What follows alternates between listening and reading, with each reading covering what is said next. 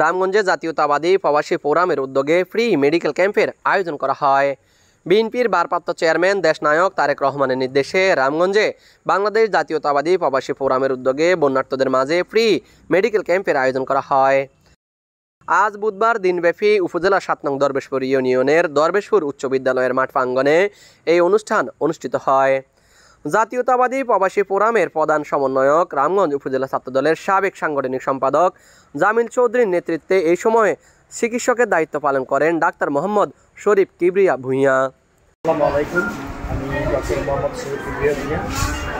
আজকে বাংলাদেশ জাতীয়তাবাদী রামগঞ্জ প্রবাসী ফোরামের উদ্যোগে ফ্রি মেডিকেল সেবায় আজকে যারা উপস্থিত আছেন বা যারা সার্বিকভাবে সহযোগিতা করেছেন সকলকে অসংখ্য ধন্যবাদ। প্রবাসী ফোরামের সভাপতি শফিক আরমান, সাধারণ সম্পাদক গাজী রাতুল, সিনিয়র সহ সভাপতি মেহেদি হাসান, সাংগঠনিক সম্পাদক রনি মজুমদার, সিনিয়র যুগ্ম সাধারণ সম্পাদক মাসুম হোসেন জীবন, সহ সভাপতি সাদ্দাম হোসেন এর ব্যবস্থাপনা এই চিকিৎসা সেবা ও ফ্রি ঔষধ বিতরণ করা হয়েছে। এ সময় উপস্থিত ছিলেন প্রবাসী ফোরামের সহ সভাপতি সজীব আসকর, সাইফুল ইসলাম, যুগ্ম সাধারণ সম্পাদক আহমেদ রকি, শামীম আহমেদ, মনির হোসেন, পারভেজ হোসেন নেহাল, কলেজ শাখা ছাত্রদলের আহ্বায়ক বাহার হোসেন বাবু, তারেক রহমান, শিফন, সুমন, মোবারক হোসেন, অনিক, বেলাল হোসেন, পিয়াস সহ অনেকেই। এ সময় দরবেশপুর উচ্চ বিদ্যালয়ের প্রধান শিক্ষক বিশ্বজিৎ বমিত বলেন, দরবেশপুর উচ্চ বিদ্যালয় বহুমুখী ভূমিকর আশ্রয়টা দিবে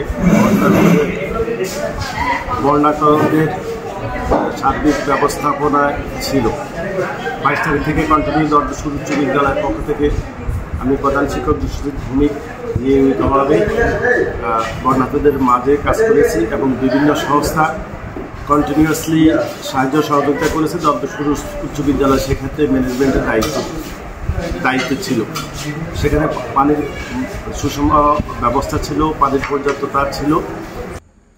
মোহাম্মদ রাজু হোসেন, RSN টিভি, রামগঞ্জ, লক্ষ্মীপুর।